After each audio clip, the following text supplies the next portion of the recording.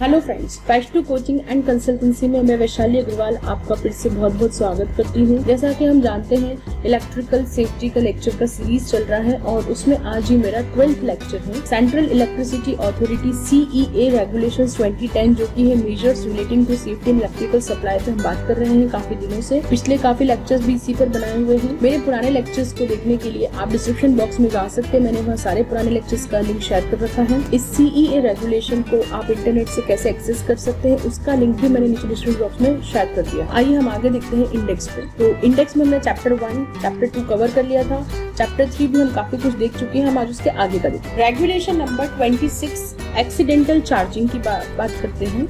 इसमें है सब regulation 1, the owners of all circuits and apparatus shall so arrange them that there shall be no danger of any part thereof becoming accidentally charged to any voltage beyond the limits of voltage for which they are intended। ये owner की जिम्मेदारी है। Owner को ये ensure करना रहेगा कि उसके वहाँ जितने भी सर्किट और एपरेटस है वो इस तरह से रहे कि कोई भी पार्ट उसका आपको एक्सीडेंटली किसी भी तरह से वोल्टेज से चार्ज ना हो पाए। जितनी उसकी लिमिट है उससे ज्यादा पे वो कभी चार्ज ना हो पाए। वो जिस काम के लिए उसी काम के लिए वो एक्सीडेंटली चार्ज ना हो, वो एक्सीडेंटली जितने वोल्टेज के लिए मेंट है उससे ज्यादा पे चार्ज ना हो जाए। ये ओनर को इंश्योर करना रहेगा। उसको इस तरह से अरेंजमेंट्स देने पड़े। फिर इसका point 2, where alternating current AC and direct current DC circuits are installed on the same box or support, they shall be so arranged and protected that they shall not come into contact with each other when live।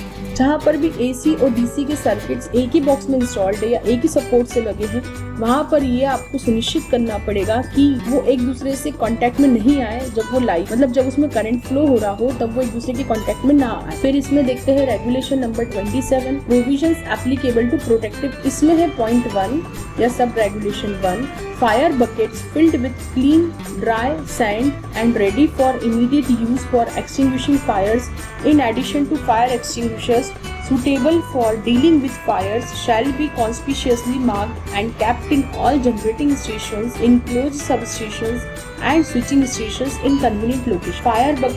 Fire bucket मतलब जो कि है आग बुझाने वाली बाल्टी, जिसमें कि एक क्लीन और ड्राई सैंड भरा हुआ हो, जिसमें रेती भरी रहती है और उसे हमेशा आप यूज कर पाए इस कंडीशन में हो। उसके अलावा फायर एक्सटिंग्विशर्स वहाँ पर हो, वो भी एडिक्वेट टाइप के। इलेक्ट्रिकल इंस्टॉलेशंस में आप C टाइप और D टाइप फायर में इसको इंक्लूड कर सकते हैं और अगर इलेक्ट्रिक सप्लाई बंद हो जाए तो फिर आप इसे A टाइप मान के भी आप इस्तेमाल कर सकते हैं। तो इसमें हमें CO2 एक्सटिंग्विशर्स लगते हैं, DCP यूज कर सकते हैं, ABC यूज कर सकते हैं। तो ये वाले फायर एक्सटिंग्विशर्स ही वहाँ पे लगे होने चाहिए क्योंकि यहाँ लिखा है suitable for dealing with fire. तो इलेक्ट्रिकल फायर्स आप पानी से नहीं बुझा सकते और वो वहाँ पर लगे हो, उनकी लोकेशन मार्क्ड हो। कहाँ पर लगे होने चाहिए? जनरेटिंग स्टेशंस पे, इनक्लोज सब स्टेशंस पे, स्विचिंग स्टेशंस पे और कन्वीनियंट लोकेशन पे लगे हो ताकि आप उसे इजीली एक्सेस कर पाए कुछ केस इमरजेंसी। फिर पॉइंट 2 या sub regulation 2, the fire extinguishers shall be tested for satisfactory operation as per relevant Indian standard at least once a year and record of such test shall be maintained. Fire extinguisher जो कि वहाँ लगाए हुए हैं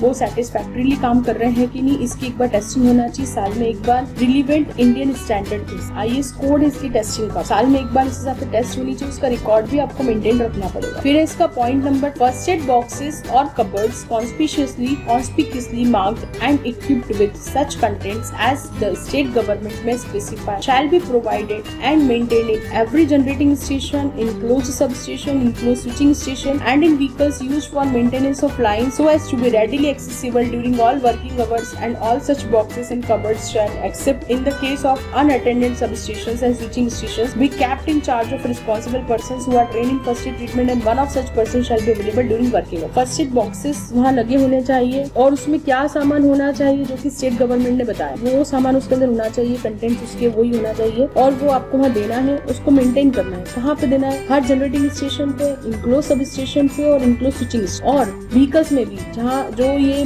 lines वगैरह maintain करने के vehicles हो तो उसमें भी होना और आप इसे आसानी से एक्सेस कर ऐसा होना चाहिए। और सभी वर्किंग आवर्स में, अगर 3 शिफ्ट में काम चल रहा है तो तीनों शिफ्ट में अवेलेबल होना है और ये अनअटेंडेड नहीं रहना है। अगर अनअटेंडेड है ये चीजें, मतलब बॉक्स अगर लगा हुआ है तो वो किसी की रिस्पॉन्सिबिलिटी दी जाए कि वो इसे संभाले, कोई ना कोई इंचार्ज हो और एक फर्स्ट एड ट्रेन बंदा हो वहाँ पर वर्किंग आवर्स। मतलब अगर 3 शिफ्ट में काम चल रहा है तो तीनों शिफ्ट में कोई ना कोई फर्स्ट एड ट्रेन पर्सन वहाँ पर होना चाहिए अवेलेबल, क्योंकि अगर ऐसी कुछ नौबत आ जाए कि फर्स्ट एड देना पड़े तो वहाँ पे ऐसा पर्सन होना चाहिए जो फर्स्ट एड दे सके। फर्स्ट एड ट्रीटमेंट इसीलिए फर्स्ट एड की ट्रेनिंग इंडस्ट्रीज में करवानी पड़ती है, क्योंकि फर्स्ट एड का ट्रेनिंग करवाएंगे तो ही फर्स्ट एड ट्रेंड लोग वहाँ पर रह पाते हैं। और ये एक थोड़ा सा एंड वन ऑफ तो अगला देखते हैं point number 4, 2 or more gas masks shall be provided conspicuously and installed and maintained at accessible places in every generating station with capacity of 5 megawatt and above and enclosed substation with transformation capacity of 5 megawatt ampere and above for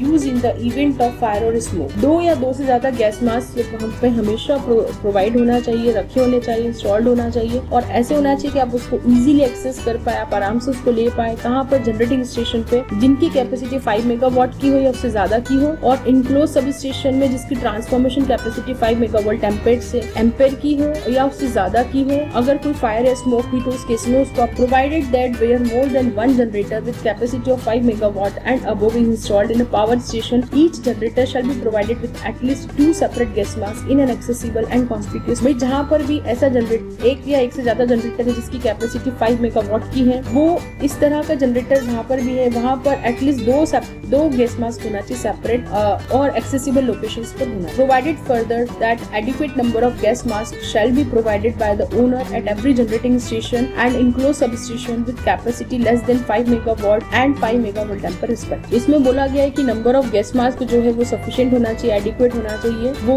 owner को ही provide करना है हर generating station पे, हर enclose sub station पे जिसकी capacity कम है 5 megawatt या 5 megawatt emperor से, तो ठीक है, मतलब ज्यादा है तो भी प्रोवाइड करना है, कम है तो भी प्रोवाइड करना है, और ये जिम्मेदारी जो है ओनर की ही। इसमें हम आगे देखते हैं regulation number 28, display of instructions for resuscitation of person suffering from electric shock. ये भी है कि आप जहाँ भी कोई पैनल रूम या जहाँ भी कुछ इलेक्ट्रिक का खतरा देखेंगे वहाँ पे इलेक्ट्रिक शॉक से बचने के या इलेक्ट्रिक शॉक हो जाए तो क्या करना है, उसके फर्स्ट एड मेजर्स का आपको हमेशा डिस्प्ले मिलेगा। आसपास कहीं ना कहीं बिल्कुल लगा होता है, कोई बोर्ड लगा हो तो उस पर लिखा होता ही होता है।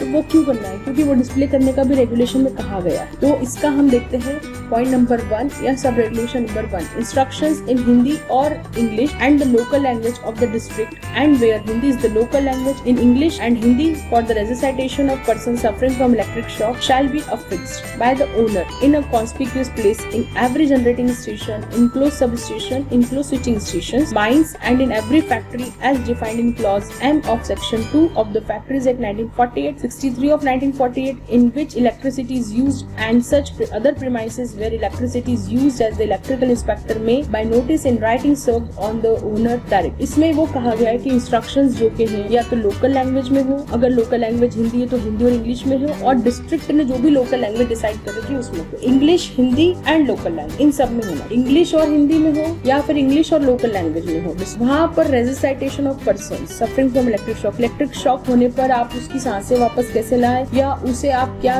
फर्स्ट एड दे, इसके मेजर्स वहाँ पर लगे होने चाहिए, वो फिक्स होने चाहिए। या तो आप उसका बैनर बनवा लीजिए या उसकी प्लेट्स बनवा के वहाँ फिक्स कर लीजिए, और ओनर की ही जिम्मेदारी है ये करना। कहाँ पर जहाँ पे जनरेटिंग स्टेशन है, इनक्लोज सब स्टेशन है, इनक्लोज स्विचिंग स्टेशन है या माइन से या फिर कोई भी फैक्ट्री है, कौन सी फैक्ट्री जिसे फैक्ट्री कहा गया है फैक्ट्रीज एक्ट 1942 के सेक्शन 2 के क्लॉज M में जिसे फैक्ट्री कहा गया है, या फिर फैक्ट्रीज एक्ट के 63 नंबर के रूल में कहा गया हो, सेक्शन में कहा गया है, जहाँ पर की इलेक्ट्रिसिटी यूज हो रही है या जहाँ पे इलेक्ट्रिकल इंस्पेक्टर ने नोटिस में राइटिंग में दिया है ओनर को। तो ये हो गया सब रेगुलेशन 1। अब सब रेगुलेशन 2 की बात करते हैं। The owner of every generating station, enclose sub station, enclose switching station and every factory or other premises to which these regulations apply shall ensure that all designated persons employed by him are acquainted with and are competent to apply the instructions referred to in sub-regulation 1। जो भी owner है generating station का, enclose sub station का और enclose switching station का या किसी factory का या ऐसी कोई प्रीमाइसेस का जहाँ पर ये रेगुलेशन अप्लाई हो, उसे इंश्योर करना पड़ेगा कि वहाँ पर जो पर्सन है एम्प्लॉयड के द्वारा वो एक्वेंट हो,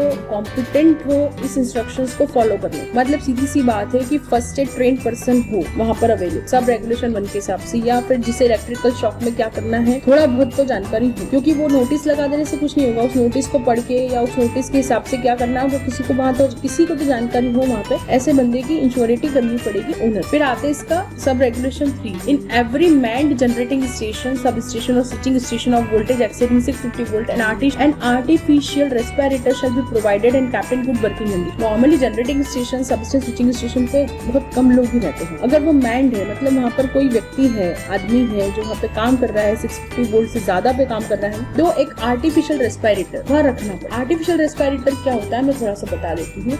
एक तरह से इसको AED मशीन्स भी बोलते हैं, ऑटोमेटेड एक्सटर्नल डिफिब्रिलेटर मशीन्स भी आती है, जो मैंने देखी इंडस्ट्रीज में लगी हुई, वो वहाँ पे लगी होती है। और उसका काम ये रहता है कि अगर इलेक्ट्रिक शॉक लग गया है पर्सन को और उसकी धड़कन बंद जैसी हो गई है, वो उस मशीन से उसकी धड़कनें वापस लाई जा सकती है, पर वो किसी को चलानी आती है। तो आर्टिफिशियल रेस्पिरेटर जो उसे आर्टिफिशियल कृत्रिम श्वास वहाँ पे देने का काम कर पाए, ऐसा वहाँ पे कुछ प्रोवाइड करना पड़ेगा और उसे वर्किंग कंडीशन में रखना पड़ेगा। तो आज के लेक्चर में हम इतना ही देखते हैं, जल्दी ही मिलते हैं नेक्स्ट लेक्चर में। तब तक के लिए धन्यवाद, थैंक यू।